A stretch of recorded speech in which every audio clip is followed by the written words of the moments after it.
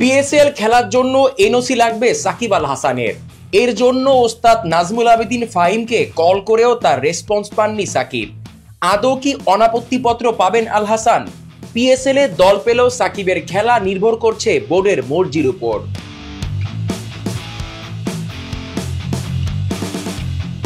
দুবাইয়ে নিয়মিত অনুশীলনের পর ফেরার বার্তা দিয়েছিলেন সাকিব আল হাসান।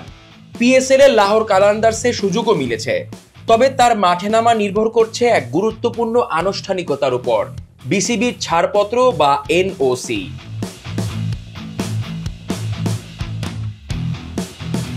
পিএসএল এ খেলার জন্য লাহোর কালান্দার্স সাকিব আল হাসানকে চাইছে, কিন্তু এখনো পাওয়া যায়নি বিসিবির এনওসি। দেশের বাইরে কোনো ফ্র্যাঞ্চাইজি লিগে অংশ নিতে হলে এটা বাধ্যতামূলক।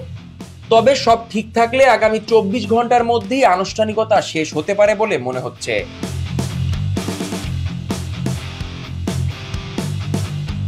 জানা গেছে এনওসি পাওয়ার জন্য ইতিমধ্যেই বিসিবির বেশ কয়েকজন কর্মকর্তার সঙ্গে যোগাযোগ করেছেন সাকিব।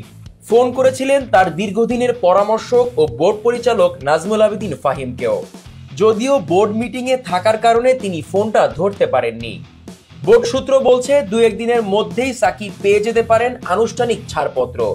সেক্ষেত্রে আর কোনো বাধা থাকবে না পিএসএল এ তার মাঠে নামার জন্য। উল্লেখ্য, লাহোর কালান্দার্সে আগেই খেলা নিশ্চিত হয়েছিল তরুণ রিশাদ হোসেনের। এবার যদি সাকিবও যুক্ত হন, তাহলে একই ফ্র্যাঞ্চাইজিতে দেখা যাবে দুই বাংলাদেশিকে।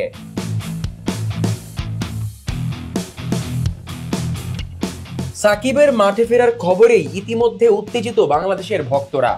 সবকিছু ঠিক থাকলে পাকিস্তান সুপার লিগে আবারও দেখা যাবে বাংলাদেশ ক্রিকেটের সেরা অলরাউন্ডারকে। জিসান আহমেদ, কালের কণ্ঠ।